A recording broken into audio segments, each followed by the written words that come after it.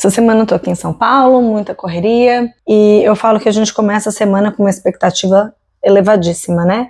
E daí chega no meio da semana, mais pro final, a realidade vem e as coisas não saem exatamente como a gente tinha esperado. Isso não gera a melhor das sensações. E é por isso que eu queria falar hoje sobre uma ferramenta que eu uso, acho que todos os dias. Não só eu uso, meu marido usa, meu filho usa.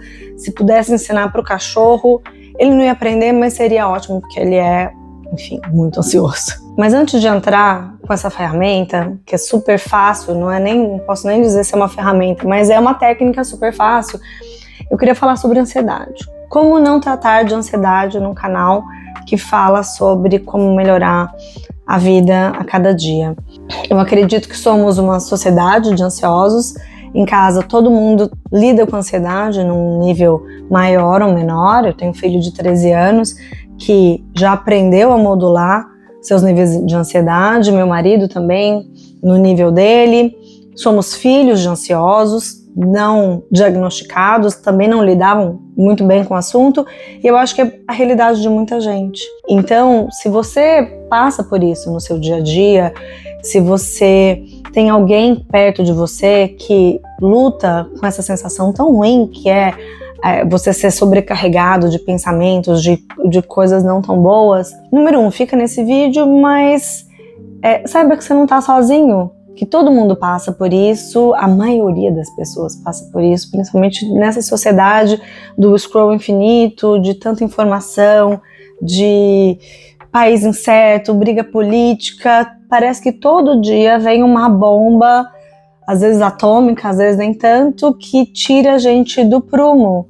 E são coisas que a gente não consegue controlar na maioria das vezes.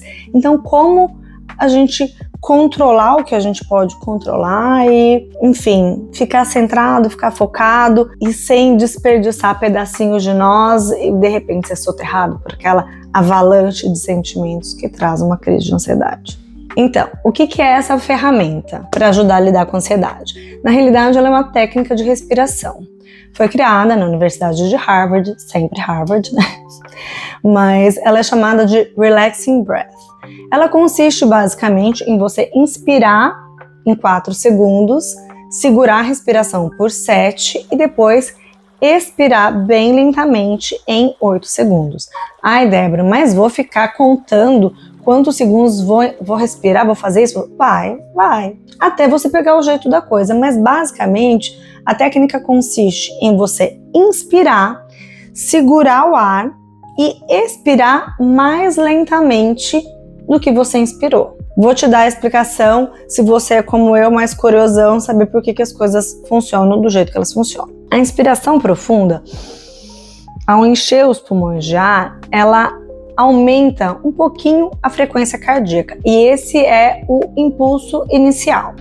Já a pausa de 7 segundos, ela mantém o ar nos pulmões e favorece o acúmulo controlado de CO2, causando uma vasodilatação. Basicamente, ela envia para o cérebro uma sensação de que a necessidade de se colocar no modo de fuga, no modo de medo, já acabou. Então, ela diminui esse estado de alerta que o nosso corpo fica. Já a expiração, bem lentamente, em 8 segundos, ela ativa fortemente o nervo vago, que basicamente manda o sinal descanso, de relaxamento que o nosso corpo precisa para sair daquela situação de estresse, por assim dizer.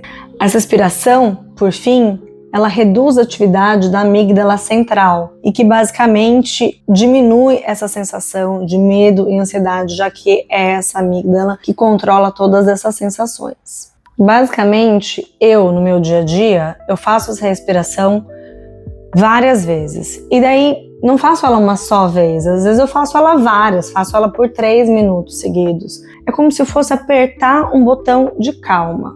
E daí você vai se perguntar, tá, mas quando é que eu posso usar isso no meu dia a dia?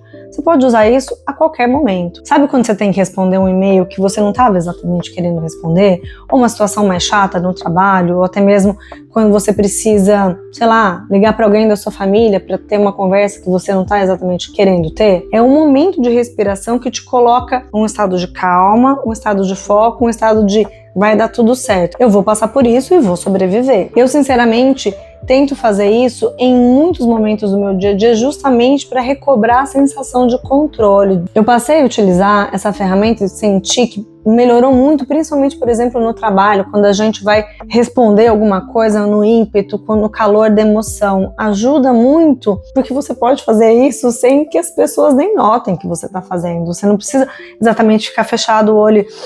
Não. Sabe aquele momento que você tá olhando para a cara da pessoa que você tá querendo quase matar? Você pode respirar quietinha e a pessoa não vai nem entender o que você tá fazendo. É até engraçado. Eu particularmente me sinto assim, como se fosse quase vingada.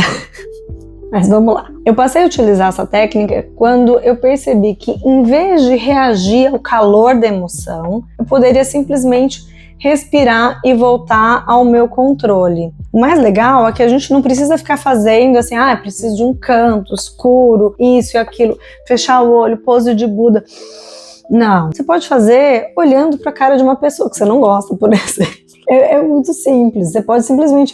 Porque é respiração, você vai estar contando internamente na sua mente e a partir do momento que você tomar o jeito da coisa, nem contar mais você vai, porque afinal de contas você sente, a respiração lá é lenta, mas ela não é tão extensa e é a respiração que é o que vale. Eu estava conversando com um médico neurologista e ele se assemelha muito a você respirar dentro do saquinho, que não é uma coisa que a gente tem à mão toda hora, mas quando você respira dentro do saco, você também está jogando ali bastante o CO2. E ao respirar, porque sabe quando a gente fica ansioso, a gente fica...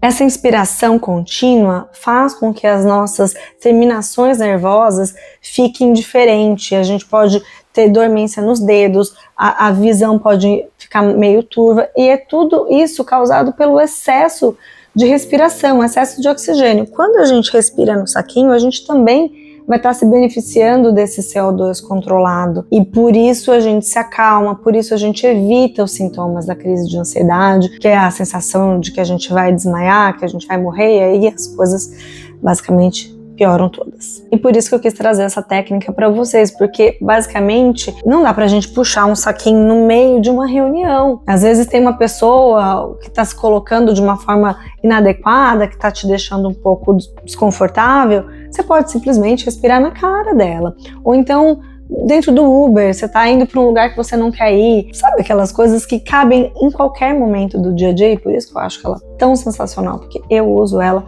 várias vezes durante o dia e basicamente eu acho que ninguém percebe. Pelo menos eu acho. Então, por fim, a questão do 4-7-8 pode ser adaptada do jeito que você preferir. O foco é inspirar lentamente, segurar o ar e expirar mais lentamente do que você inspirou. É importante essa parte da expiração. Te convido a tentar inserir no seu dia a dia e duvido que não vai fazer um efeito significativo. Então, da próxima vez que você sentir o coração acelerado, a palma da mão um pouco suada, ou se você se vê numa situação que você não está muito confortável, tenta essa técnica.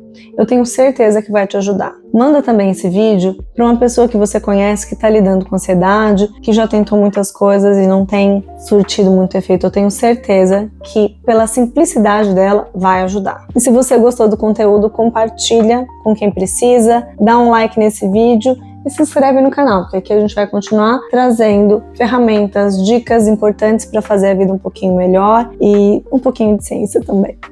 Tá bom? Até a próxima!